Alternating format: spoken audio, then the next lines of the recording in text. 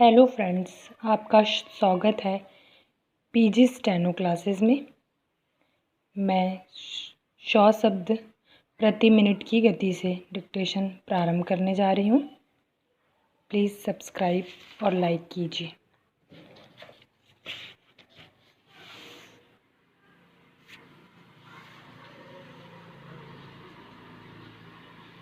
Yes, ready, start.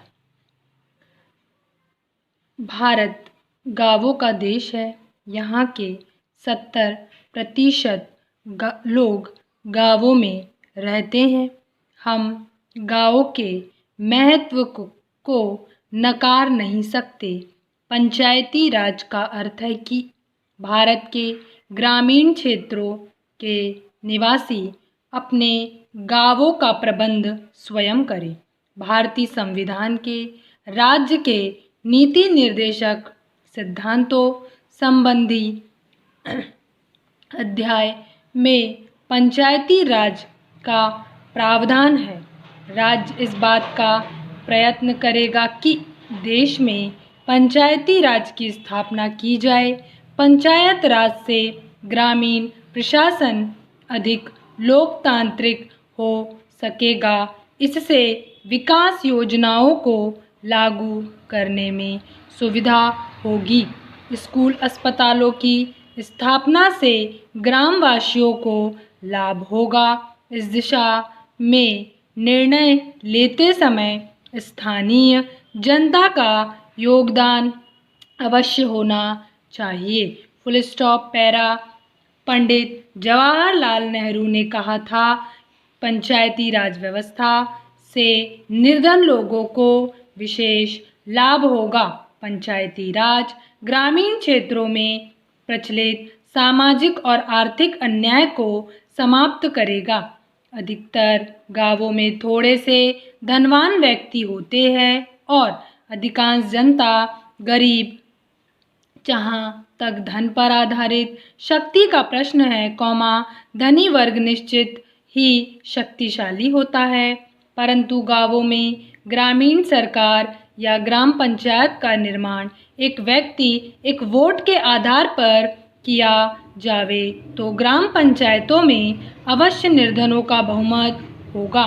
सरकार के कार्य केवल शांति और व्यवस्था बनाए रखने तक ही सीमित नहीं है, बल्कि सरकार आर्थिक विकास के लिए भी प्रयत्न करती है। किसी गांव की समस्याओं का ज्ञान केवल उसी गांव या कस्बे के निवासियों को ही होता है। इसीलिए प्रत्येक गांव की अपनी एक छोटी सरकार पंचायती राज के माध्यम से कार्य करती है। यही पूज्य बापू की भारत में राम राज्य की कल्पना थी। Full stop. पैरा।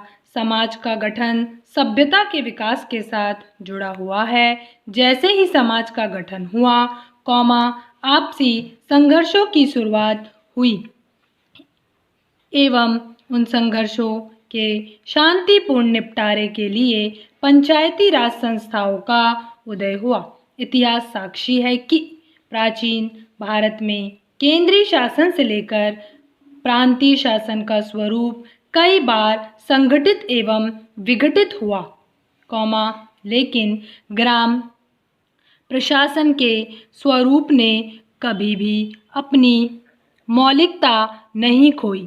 यद्यपि मुस्लिम शासकों के समय एवं अंग्रेजी शासन काल में ग्राम प्रशासन का प्राचीन स्वरूप नहीं रह गया, लेकिन भारतीय राष्ट्रीय आंदोलन ने नेताओं ने सदैव इस बात को महत्व दिया कि भारत के गांवों में स्वतंत्रता के सही लक्ष्य एवं प्रजातांत्रिक मूल्य पंचायती राज संस्थाओं के माध्यम से ही प्राप्त किए जा सकते हैं। यही कारण है कि स्वतंत्रता प्राप्ति के उपरांत भारतीय संविधान में राज्य के नीति निर्देशक सिद्धांतों के अंतर्गत राज व्यवस्था को उपयुक्त स्थान दिया गया है।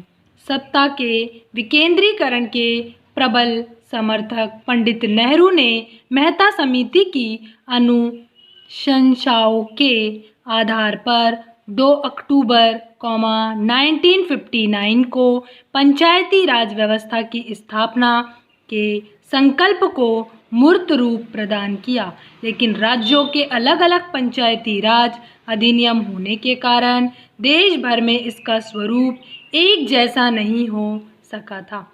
अतः नरसिम्हा सरकार ने देश भर में पंचायती राज व्यवस्था को एक रूपता प्रदान करने के उद्देश्य से 74वें संवैधानिक संशोधनों के द्वारा पंचायती राज अधिनियम को एक निश्चित स्वरूप प्रदान किया। Stop writing.